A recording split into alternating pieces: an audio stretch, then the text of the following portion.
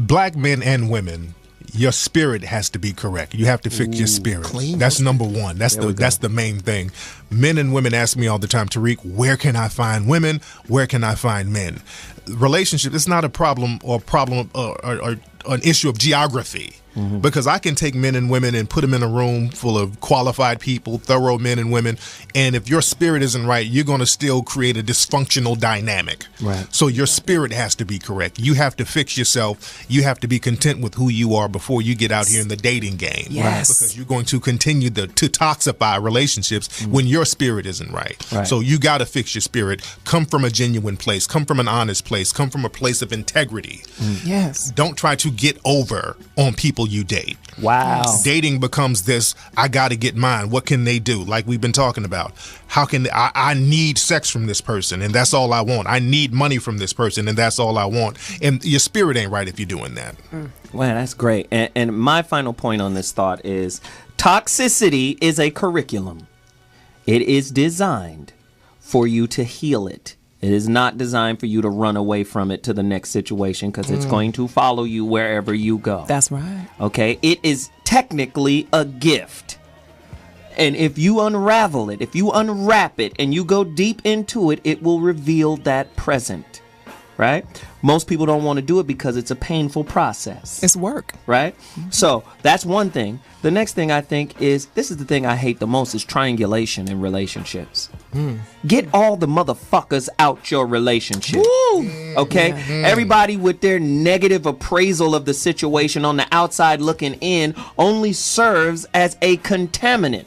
The purpose of toxicity is to be healed. But when you're listening to outside influences who think they know based off of their failed situations, all they do is contribute more toxicity to the situation. They don't let you deal with what's on your plate. They're scraping what's on their plate onto yours. You see? So that's what I say you work at. And let me give you an example of triangulation. If you can't be open, honest, and truthful in a conversation with your mate, husband, long-term relationship, but you can talk to the homie at work, or you can reveal, like if the homie at work or one of your girlfriends knows more about you than your man. Ooh, that's true. And vice versa. If one of your homeboys or a homegirl you got, man, knows more about you than your wife, you fucking up your relationship. You're adding to the toxicity. And it makes you a manipulator because that's a place you can go dump the real as opposed to letting it be available. What you got? Mama, media, and who on the 3 M's? Go ahead. This is who running the triangle offense on fucking up your relationship. Yo mama, the media, triangle offense, and manless girlfriends. They are running a triangle offense on you. And they gonna get the ring of you and your dude breaking up. That's what they gonna get. Let them run it on you. Let them keep running it on you. They running the triangle. Wait, say that bullshit against. The 3 M's are running a triangle offense on you. What? Your mama, the media, and your manless girlfriends. Oh. Running it hard. Wow. Okay, Well, we right. gotta. Okay, we just gonna go right into it. Oh, man. Get at me really quickly, homie, and tell me what was the motivation for putting together this movie, Hidden Colors. And for anybody that doesn't know about it, Hidden Colors, the untold story of people of Aboriginal, Moor, and African descent. You like that title? You see that title? You already, you already know. I already know. Exactly. And it's ridiculous. Y'all got to go get it. Man, we're so divisive. I named that The Untold History of Aboriginal, African, and Moorish Descent just so people of color would know I'm talking to them. Because right now we're at a point where we have people who look like Akon and Wesley Snipes talking about, I ain't black, I'm Dominican. Right. Right. Not black, I'm Puerto Rican, I'm Belizean. Yes. Costa Rican. You did well. I'm just talking about you. Whoever you are, whatever you want to call yourself. If you have African descent, you are melanated. I'm talking to you. The film is for you. That divisiveness has been a stranglehold on us, and it's something that has been purposely caused on us during slavery. That whole divisive thing that we get African tribes and split them up because of the languages.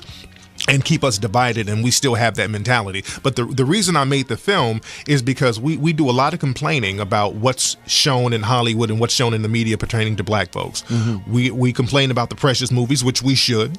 We complain about The Help and The Blind Side, which we should. Right. But we need to stop complaining and create other alternatives. The quarterback is your family. Exactly. Protect him, big dumb oomph. Exactly. and we're taught that these movies are somehow trying to heal race relations. Because I heard Barbara Walters on The View talking about how The Help is just a great, not The Help, but The Blind Side was such a great movie for race relations. Right. No, it's not. Every movie with blacks and whites in Hollywood, the black person is in a submissive or inferior position every single time. Just like with Django. Right. This whole Django thing, and I like the movie Django. I like it for what it is, not for what they're trying to promote it to be. Thank you. Right. This whole thing where they're trying to make it seem like it's a black empowerment movie. No, it's not. Right. That movie maintains white supremacy very thoroughly. All the way to the end. All the way to the end. Right. And I point this out that in that movie, our brother Jamie Foxx, his character Django, basically killed a bunch of broke, insignificant, powerless white people. The one white person of power he killed, he got permission from the white guy to kill him. You understand that? Really? Yeah. The Big Daddy guy. And John and Candy. Candy was killed by the other white guy. By the white dude. He was, and the thing is, if it's like a revenge movie, like Inglourious Bastards, the Inglourious Bastards, they didn't kill insignificant German people. They killed Nazis Hitler. until they got to the big dog. Right. They killed the big dog. Right. Django didn't get to do that. So again, that movie maintained the status of white supremacy. Insignificant, broke, trailer trash type white people. The mass majority of whites don't care about them anyway. Right. So there was no kind They of. see them as niggas too. Yes, they right. Oh, please, can I jump in there? Oh my God! Yeah. People think, okay, first, number one, I kind of disagree with you about these movies. Jeff Brown is hysterical. Race relations. Yes, yeah. I disagree. They How so? are healing race relations. They are making people feel better about race. But who? They making white folks feel better Exactly. about the bullshit that their ancestors did. They're not doing shit for us. Exactly. Okay. Second, people think that racism is tearing this country apart. Bullshit. Racism is the only thing holding this motherfucker together. Because I'm gonna tell you what, once regular white people figure out that the elitists have purposely made them think that they have more in common with them than they do with us, it's gonna be smoke in every city. Yeah, it's all about class. Exactly. It's all about Yes. class. And here's the thing. The higher up you are, the more refined and more applicable the knowledge. Yes, indeed. Do you Yes, understand? indeed. This is most. Gonna hit me with that again. Let I'm me looking just at you say- like a dog that just heard a high noise. This is what I'm saying with that. There is a refinement of knowledge that isn't available on all levels of society. If you go in the hood, there's a hood knowledge, right? Yes. When you listen, go watch the movie The Social Network. Yes. And you Great look movie. at, and this is I just saw it last night. And this is just the damn movie. Imagine the real environment the real Winklevi. of Harvard. Yeah. Dude's whole goal was, I need the next idea that will change the world. When the Winklevosses got into the meeting with the president, he said, create another idea. Funniest scene. Yeah. This is what we do at Harvard, is create ideas for the rest of the world to be employed by. Dora punched me in the face. Exactly. Do you understand? Exactly. It is a mentality of world changers at those types of universities. What I see with black people is I'm going to use education to get a job. I don't see them creating a situation where they change everything by creating a career, a destiny. Most black people are comfortable having a job, having cable, being able to pay the car note, the insurance, and why don't we have a baby while we're at it? Oh yeah, we didn't get married. Well, let's do that too. We're good at assimilating. This is why I was so fucking pissed off about the Les Brown situation when he came here. First and foremost, don't come from the old school trying to get, and I'm not saying Les Brown don't have jewels. That motherfucker got science. He got information. He can help people change their lives. But here's the thing, when you old, you get disconnected with the generation that's relevant now. Yes, indeed. So instead of condescending as if you're better, give the jewel without judgment. You jive. And then jive. you'll see the new generation turn that jewel into something fantastic. This is how I know. Quincy Jones once told me how he puts together Back on the Block. How did he do it? You What do he it in said his was- voice. Do it in his voice. He said, listen here, man. Shit. This is what you do. Shit, man. When you put together an album, man, what you do, you get an old guy, the legend. You introduce the legend to the guy that's coming up, Tevin Campbell.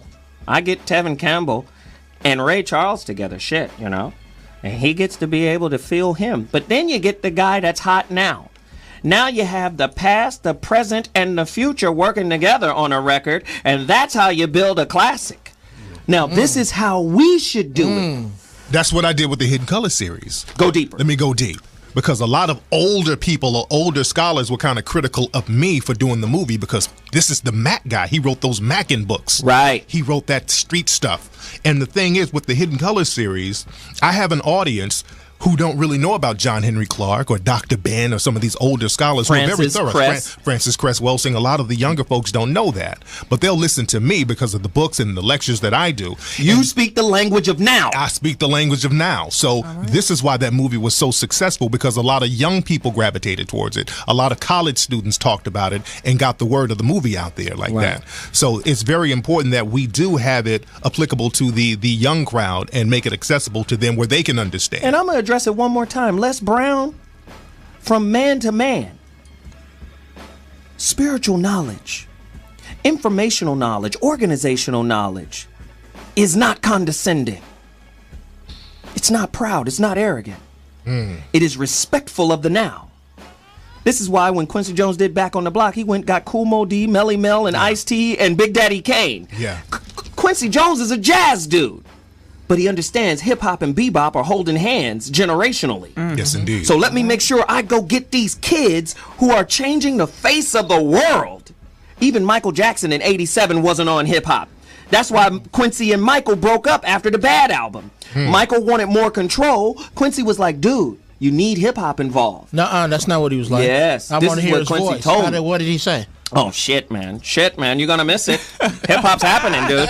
Hip-hop's happening, okay? You're going to miss it, Mike. Shit, you know, I'm on it. Fuck that, man. But again, that's how you got to bring the past, the present, and the future together. I want Les Brown on this show to address it because when you condescend, you disconnect. Yes, indeed. And you might have something that could revolutionize the swag generation, the generation now. Go deeper. And that's the problem with a lot of our older brothers and sisters. They have this condescending attitude towards the youth. Like, look at me and listen to me. You need to listen because you don't know better. It's this soapbox mentality. And the youth now is like, fuck you, dude.